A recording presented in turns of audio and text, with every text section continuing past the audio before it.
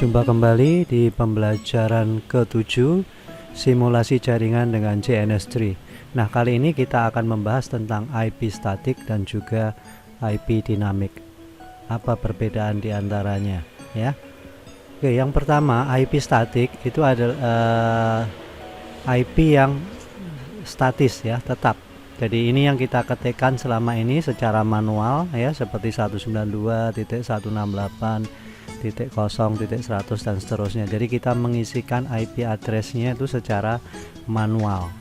Maka itulah yang dikatakan sebagai IP statik, yang artinya tetap tidak berubah, atau disebut juga permanen. Jadi bila sebuah komputer diberi IP statis, artinya IP tersebut akan selalu tetap. Walaupun komputer tersebut dimatikan kemudian dinyalakan lagi, maka IP address-nya tidak berubah. Nah, itulah yang dikatakan permanen. Sedangkan untuk IP dinamik, nanti ini berkaitan dengan DHCP, ya, yaitu Dynamic Host Configuration Protocol. Di sini IP dinamik itu IP yang bisa berubah sewaktu-waktu, ya. Dan di sini untuk setiap PC yang diset sebagai DHCP client itu akan mendapatkan nomor IP secara otomatis. Jadi untuk kliennya dia akan mendapatkan nomor IP-nya secara otomatis, ya, tanpa harus mengetikkan satu persatu. Dan sifatnya tidak permanen, tergantung situasi, ya, pada situasi tertentu. Misalkan kita di area hotspot. Jadi kalau kita masuk duluan kita bisa mendapatkan nomor misalkan 10, ya, kemudian ada orang lain masuk lagi. Pada waktu kita off kan laptop kita, kemudian kita nyalakan lagi, sedangkan orang lain sudah masuk, maka nomor IP yang kita dapatkan kemudian belum tentu sama dengan yang didapatkan tadi. Itulah yang dikatakan tidak permanen, ya. Dan di sini juga dia membutuhkan sumber nanti, ya. Nah, di sini banyak digunakan di area publik, hotspot atau wifi area, dan membutuhkan sumber pemberi nomor IP yang nanti disebut sebagai DHCP server, ya.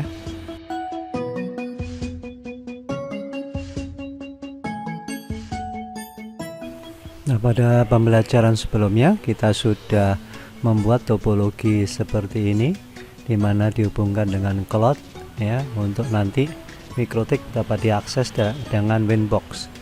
Dan kita lihat di sini IP address untuk PC1 ini didapatkan secara statis. Maka dikatakan IP address dari PC1 adalah IP statis, karena kita tentukan dan kita isikan secara manual, ya. Nah, sekarang kita lihat dulu di sini, nanti sebelum kita merubah menjadi DHCP client dan DHCP server, kita uji coba dahulu untuk topologi jaringan sederhana ini, ya. Maka untuk itu kita panggil konsolnya, dan dari PC1 ini kita lihat IP address-nya dengan show IP all, ya. Jadi dia sudah mendapatkan IP sesuai dengan yang tertulis di sini 100.10, ya, kemudian gateway-nya adalah 100.1/24, ya. Nah, di sini tidak ada DNS, ya. Tetapi dari sini kita bisa ping, ya, ke Ether 2. Kita uji coba ping ke 192.168.100.1, ya. Ya. Dia bisa berkomunikasi. Nah, karena di sini sudah diisikan gateway juga, maka PC1 akan bisa menghubungi Ether 1 juga, ya. Kita ping ke 192.1, ya, .168.2.110, ya. Nah, bisa juga bisa berkomunikasi, ya, karena di sini gateway-nya sudah disebutkan, yaitu di Ether 2. Kita coba ke cloud, ya, ke 2115, ya. Kita ping sekali lagi, ya, tidak berhasil, timeout. Kenapa? Karena kita belum memberikan tabel routing pada router MikroTik ini untuk tujuan paketnya. Jadi kita belum menentukan rute ke sananya ya. Nah, tapi di sini untuk pembelajaran kali ini kita akan fokus pada pemberian IP dinamis ya, DHCP. Nah, nanti jadi kita bisa lihat bahwa IP dari PC1 ini adalah 192.168.100.1 ya. Nah, sekarang kita akan atur IP ini PC1 supaya dia mendapatkan nomor secara otomatis ya. Jadi artinya PC1 kita akan set sebagai DHCP client. Lah untuk men-set sebagai DHCP client itu kita bisa lihat perintahnya, kita bisa ketikkan tanda tanya seperti kemarin ya untuk melihat bantuannya. Kita lihat di sini DHCP ya. Nah, ini DHCP. Nah, ya. Jadi kita cukup ketikkan DHCP, demikian langsung artinya PC1 kita set sebagai DHCP client atau lengkapnya IP DHCP ya. Nah, sekarang kita akan coba untuk mendapatkan IP otomatis ya. Jadi kita ketikkan aja IP DHCP ya, kita enter.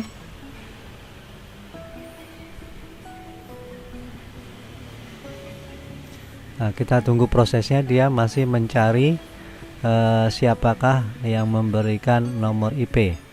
Nah, ternyata dia tidak bisa menemukan DHCP server ya. Jadi sebagai DHCP client dia membutuhkan DHCP server yang memberikan nomor IP. Bila tidak ada DHCP server, maka dia juga tidak memiliki IP address, tidak mendapatkan IP address ya. Makanya kalau kita show lagi ya IP all, ini masih yang lama ya, settingan lama karena komputer PC masih menyala ya. Tapi kalau nanti dimatikan dia pasti kembali ke 00 ya.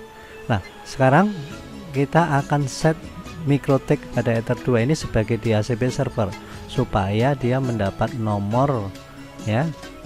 Pada waktu kita set PC1 sebagai klien, dia dapat nomor dari sumbernya. Sumber dari PC1 adalah Ether 2. Maka kita harus set Ether 2 sebagai DHCP server ya. Nah, bagaimana cara setting Ether 2 sebagai DHCP server?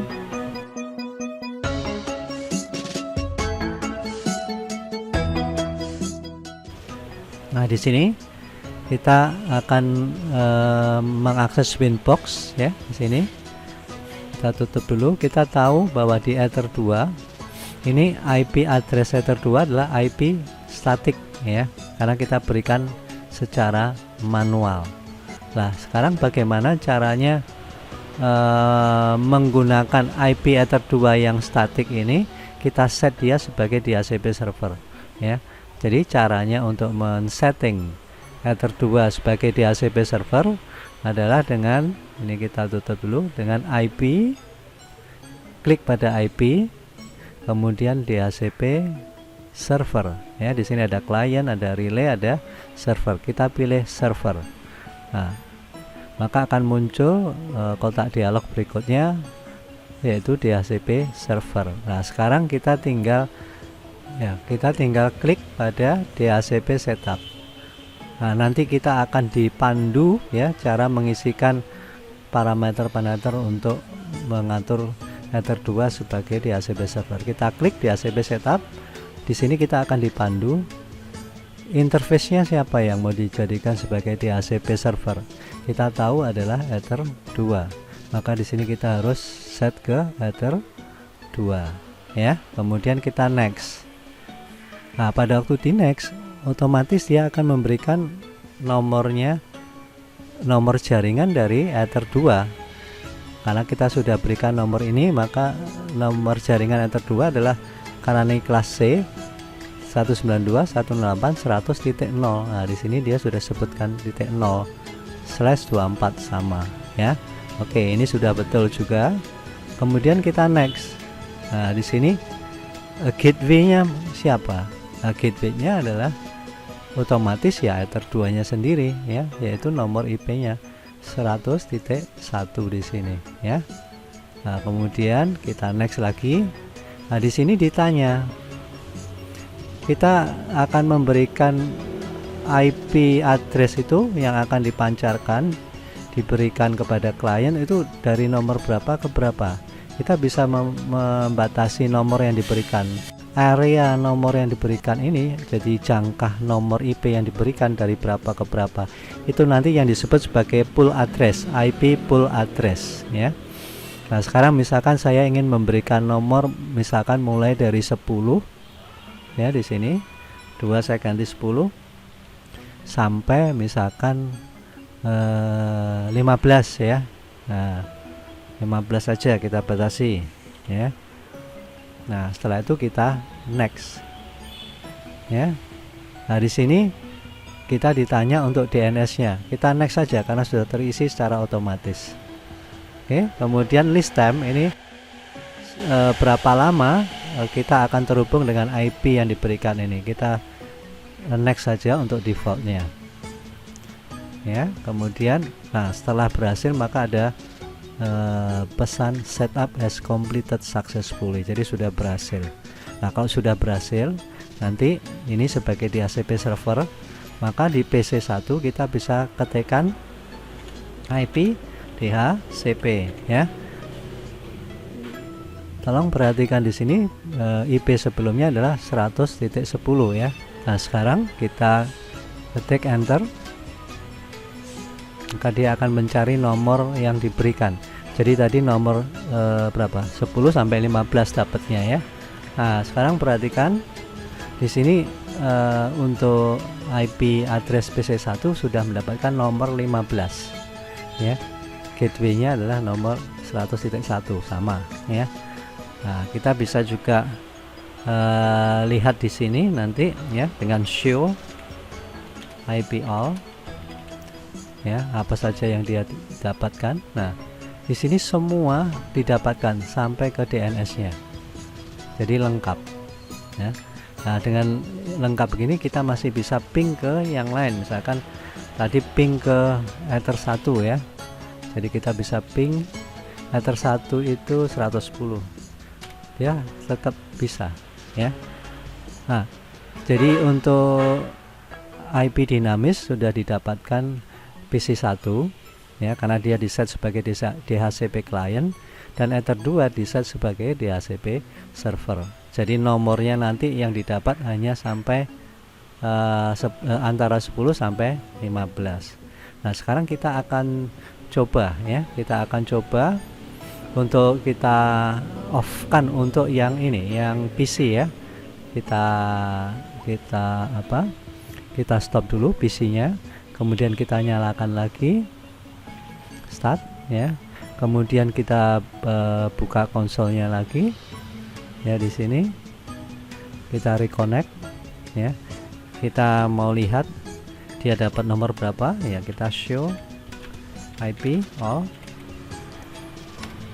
ya, dia masih kosong ya, belum dapat apa-apa, baru nyalakan. Nah, nanti kita dengan perintah IP DHCP atau DHCP demikian, artinya kita set komputer ini sebagai DHCP client, maka dia akan mencari nomor yang diberikan ya. Kita lihat tadi kita dapat nomor, nah ini juga dia dapat nomor 15 lagi ya, karena kita sendirian untuk sebagai DHCP client. Kalau nanti ada beberapa komputer terhubung secara dinamis ya sebagai DHCP client, maka tergantung siapa duluan yang terhubung.